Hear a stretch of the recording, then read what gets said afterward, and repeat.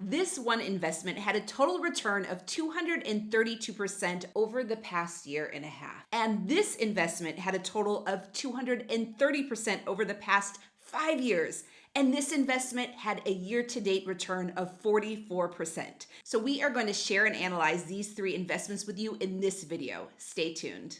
Hey guys, it's Aman And Christina from Our Rich Journey. In this video, we are going to talk to you about some of the top performing stocks on the stock market in an area of the stock market that most people overlook, real estate. But I'm not talking about buying properties, being a landlord, fixing toilets. I'm talking about real estate investment trusts, REITs. So REITs are companies that own and operate income-producing properties, and by law, they have to pay out 90% of their taxable income in dividends. So that's why they can be a great addition to a portfolio. Steady income, diversification, and exposure to real estate without hassle. And so today, we are breaking down three of the top performing REITs of 2025 thus far: AHR, PGRE, and WELL. We'll look at what they invest in, their dividend yields, performance, their market cap, and our thoughts on each investment and so much more so that you can see the full investment picture. So let's start with AHR, American Healthcare REIT. As the name suggests, AHR invests mainly in healthcare real estate. Things like senior housing, medical office buildings, and hospitals. These tend to be more stable because people need healthcare in every market cycle. Right now, shares trade at $42.67. AHR pays a dividend yield of about 2.34%. Its market cap is $7.1 billion, which makes this a mid-cap company. And this matters because it's large enough to be established, and it's also less risky than those smaller REITs. But because it's mid-cap, it also has room to grow compared to massive players like Prologis. Over the past year and a half, AHR has been on fire, posting a total return of 232%. That includes an 86% gain in the last year alone and 52% just year to date. This balance of stable properties, decent yield, and reasonable debt is one reason investors have been piling into AHR this year. But keep in mind, there are also risks. A lot of the properties depend on money from the government, like Medicaid and Medicare, and if the government makes massive cuts to these areas, it could hurt their cash flow. Now, secondly, AHR has been growing quickly because it's been buying up new healthcare properties. Now, that's great when everything is running smoothly, but if they overpay or have trouble managing these properties, returns could slip. And finally, because AHR has been doing so well recently, a lot of investors are worried that it's priced too high. Like we said, AHR is up 232% in the past 1.5 years.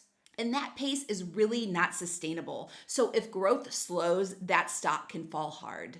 Now let's talk about PGRE, Paramount Group.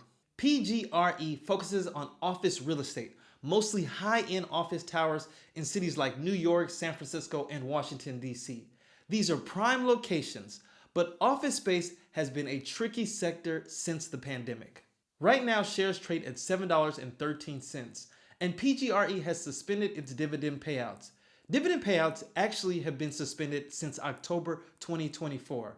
This suspension, the CEO claims, aligns with our commitment to fortify our balance sheet and maintain the utmost financial flexibility. Now, keep this in mind when I talk about historical performance, because overall performance has still been incredibly high. So real quick, its market cap is $1.57 billion. Which makes it much smaller than AHR. And that matters because smaller REITs can be riskier. They don't have the same scale or stability. Now, on the flip side, if office demand improves, smaller players like PGRE may have more room to rebound. Performance-wise, PGRE has been a roller coaster. Over the past 5 years, it's only returned about 17.7% total, which seriously lags the S&P 500. But here's the twist. In the last year, PGRE has soared 44%, and year to date, it's up the same. That performance crushes the S&P 500's 11% year to date and 16% one-year gains. So despite the dividend being suspended, why are investors attracted to PGRE? Well, for one, the great returns that it's had in the share price. For two, PGRE invests in Class A office building, the kind of properties that attract blue chip tenants. And with more companies pushing people back to work, these types of properties become premium spaces.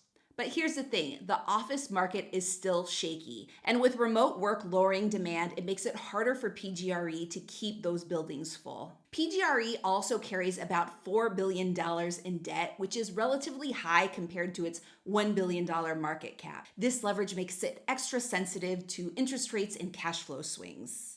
And finally, a lot of people invest in REITs because of its dividend income. If PGRE doesn't start giving that dividend payout again, a lot of investors could walk away. So while the previous REIT we talked about, AHR, is more of a growth and stability play, PGRE is more of a contrarian bet.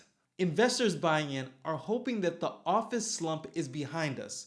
Now for us, when we invest in anything, we don't like betting. Now let's look at WELL, Welltower.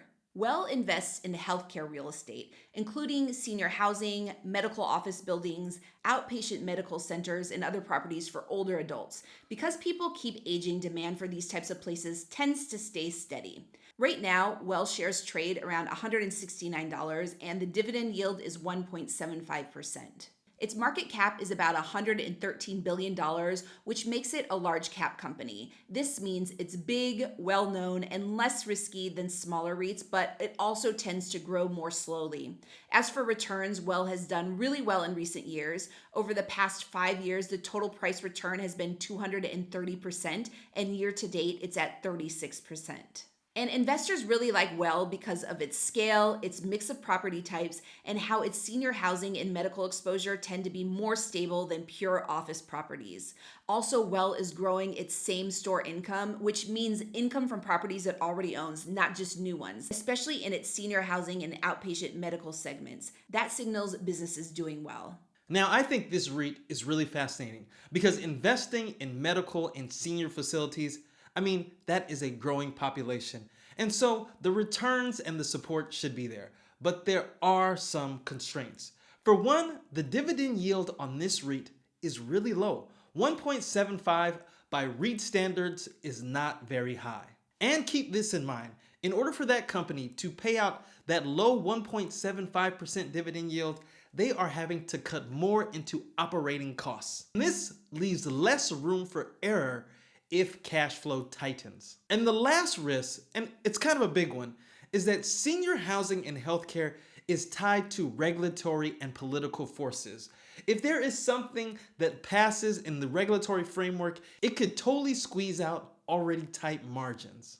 So those are the 3 top REITs of 2025. Now, of those 3, which one do we think is the best in terms of long-term growth and success? The answer is Well. Now, compared to AHR's explosive growth and PGRE's risk rebound story, Well looks like the steadier option. It's massive, it's diversified across healthcare properties, and it has the stability that comes with being a $113 billion company. The downside is that you don't get the same excitement with Well. The dividend payout is only also 1.75%, and because it's a bigger company, there's less room for growth compared to the riskier, smaller, or even mid-cap companies. But for something consistent, we think that Well is the most balanced of all 3. Really, it comes down to these things. AHR feels like it's already had its big run. PGRE feels like a gamble, and Well looks like the kind of REIT that can continue delivering quietly over the next many, many years. It's not flashy, but it's solid. But remember, this is not a recommendation to buy. We just wanted to highlight the top 3 REITs of 2025 thus far, and we wanted to give you an example of how to analyze REITs and how to do your research on them. So that is the key point. If you're interested in REITs, make sure you do your research just like any other investment. And of course, if you like this video, make sure you give us a thumbs up, subscribe to our channel, and join the journey.